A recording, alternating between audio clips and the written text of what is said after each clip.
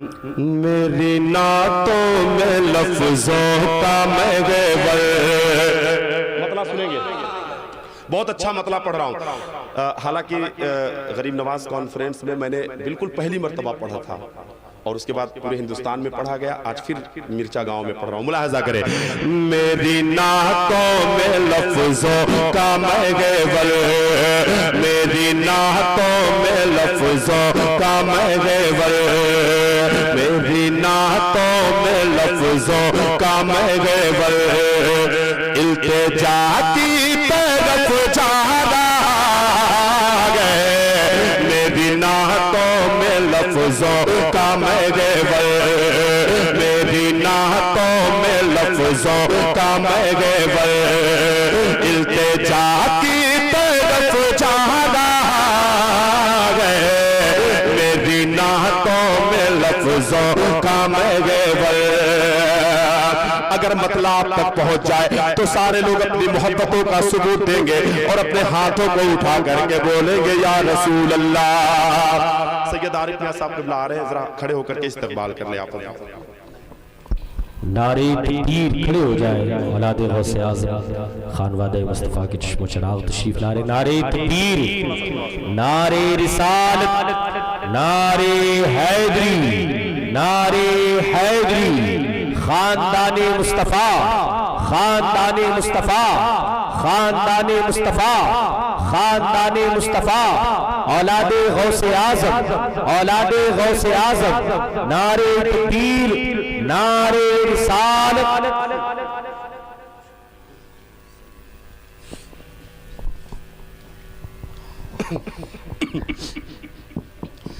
آپ حضرات ان کی زیارت کریں اور بس 15 سے 20 منٹ کے اندر میری زحمت تمام ہوگی.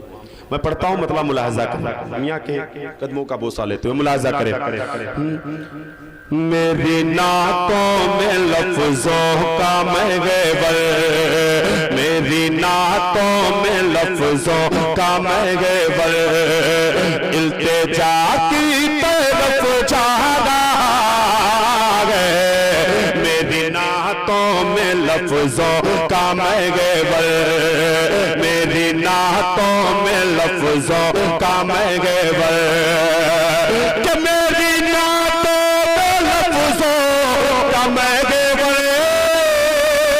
میری نعتوں میں لفظوں کا محور، التجا کی طرف جانا گئے. کہ میں نے وہ راستہ چن لیا جو، میں نے وہ راستہ چن لیا جو مصطفیٰ کی طرف جا رہا ہے.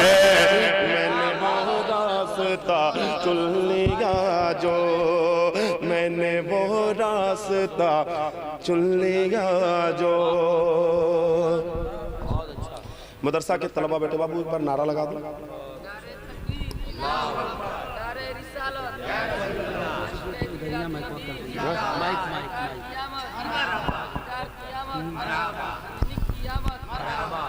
میں نے وہ راستہ چن لیا جو، میں نے وہ راستہ چن لیا جو.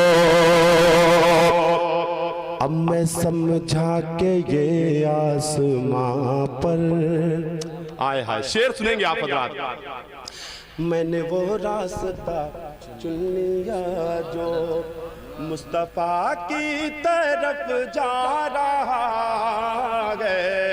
میں نے وہ راستہ چن لیا جو، اب میں سمجھا کہ یہ آسماں پر روز آ کر چمکتا گئے کیسے. اب میں سمجھا کہ یہ آسماں پر، نعت کا بہت بڑا شعر پڑھ رہا ہوں. اب میں سمجھا کہ یہ آسماں پر روز آ کر چمکتا گئے کیسے. کہ اب میں سمجھا کہ یہ آسماں پر کر چمکتا ہے کیسے.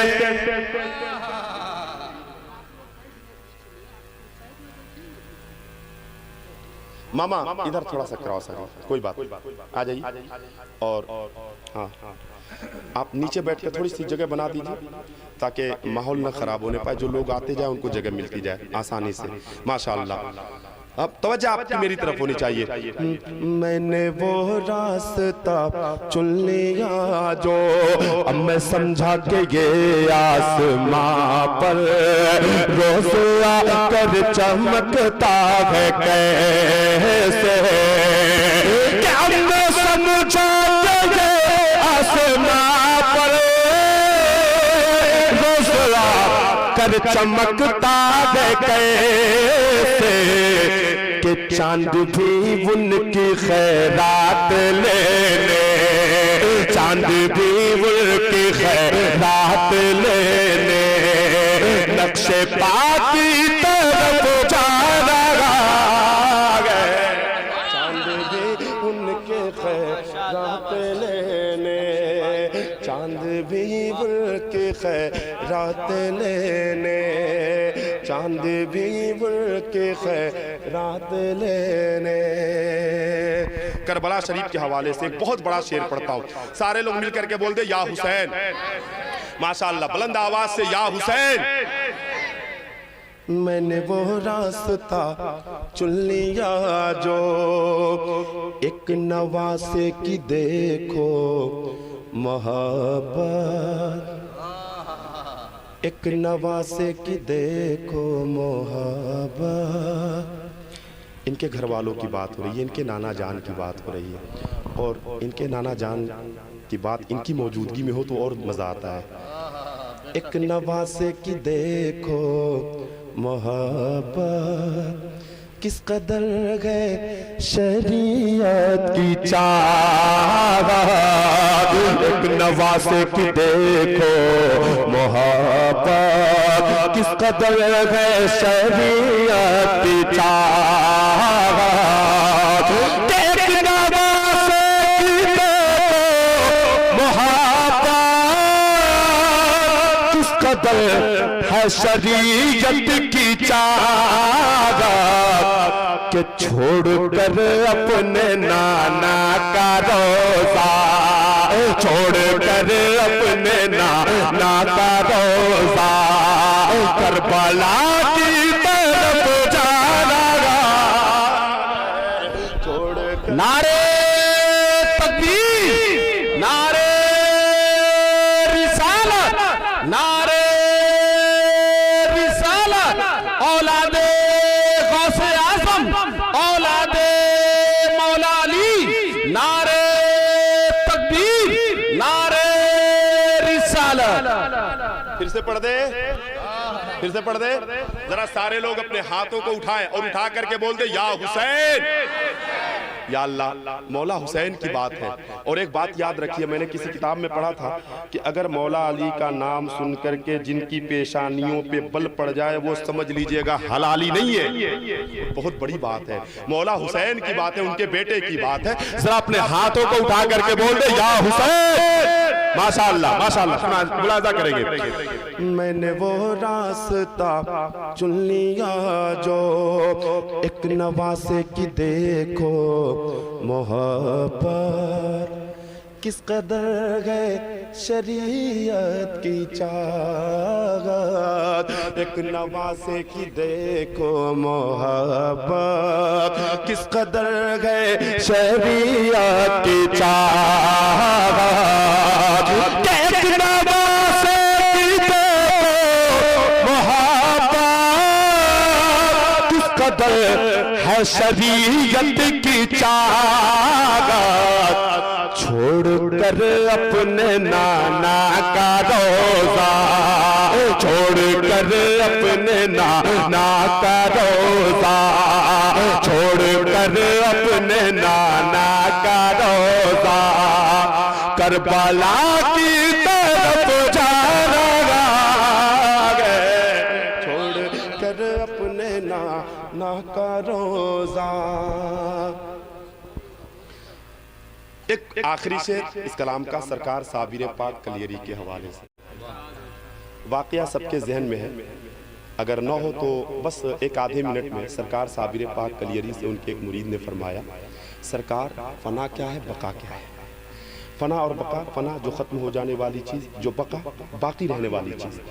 سرکار صابر پاک کلیری سے ان کے مرید نے سوال کیا سرکار فنا کیا ہے بقا کیا ہے؟ سرکار صابر پاک کلیری نے فرمایا وقت آئے گا تو انشاءاللہ اس کا جواب مل جائے گا۔ سرکار صابر پاک کلیری نے اپنے جنازے کی ایک وصیت فرمائی کہ میری نماز جنازہ کوئی نہیں پڑھائے گا۔ پھر مریدوں نے پوچھا سرکار پھر پڑھائے گا کون؟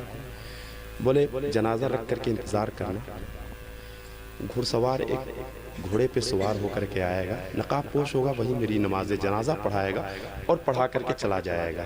ٹھیک اسی طریقے سے ایسا ہی ہوا جب سرکار صابر پاک کلیری اس بظاہر دنیا سے تشریف لے گئے تو مریدوں نے ان کے جنازے جسد مبارک کو رکھ کر کے انتظار کیا اور پھر دیکھا کہ ایک گھڑ سوار گھوڑے پہ سوار ہو کر کے آتا ہے، نماز جنازہ پڑھاتا ہے اور پڑھا کر کے جانے لگتا ہے۔ تو وہی مرید جس نے سوال کیا تھا کہ سرکار فنا کیا ہے بقا کیا ہے، جا کر کہتا ہے او صاحب رک جاؤ ذرا، آپ کون ہو جو میرے سرکار کا جنازہ آپ پڑھائے؟ آپ ایک مبارک آدمی جس کو میرے سرکار نے وصیت فرمائی۔ تو اس نقاب پوش نے جب اپنا چہرہ ہٹایا تو دیکھا خود صابر پاک کلیری ہے۔ پوچھا سرکار یہ کیا ماجرا ہے؟ وہاں پہ جنازہ رکھا ہوا ہے اور آپ خود اپنی نماز جنازہ؟ بولے ہاں وہ میری فنا ہے اور یہ میری بقا ہے۔ اس کو اپنے ذہن میں رکھے، شعر ملاحظہ کریں۔ میں نے وہ راستہ چن لیا جو، اتنی وضاحت میں نے اس لیے کر دی کہ شعر آپ کو آسانی سے سمجھ میں آ جائے۔ میں نے وہ راستہ چن لیا جو، میں نے وہ راستہ چن لیا جو، خود پڑھا کر کے اپنا جنازہ، خود پڑھا کر کے اپنا جنازہ، صابر کلیری نے بتایا، خود پڑھا کر کے اپنا جنازہ، خود پڑھا کر کے اپنا جنازہ، صابر کلیری نے بتایا کہ خود پڑھا کر کے جنازہ، صابر کلیری نے بتایا کیا جو فنا ہو گیا ہے نبی پر، جو فنا ہو گیا ہے نبی پر، وہ بقا کی طرف جا رہا، جو فنا ہو گیا ہے نبی پر۔ حضرات وقت قطعی نہیں ہے، ایک منقبت پڑھ رہا تھا لیکن میں اس کو یہی پہ پوسٹ پون کر دے رہا ہوں۔ حضرت کے خطاب کے بعد اگر وقت رہا تو وہ منقبت سرکار غوث اعظم پڑھوں گا، ورنہ میری زحمت یہی سے تمام ہے۔ السلام علیکم ورحمۃ اللہ۔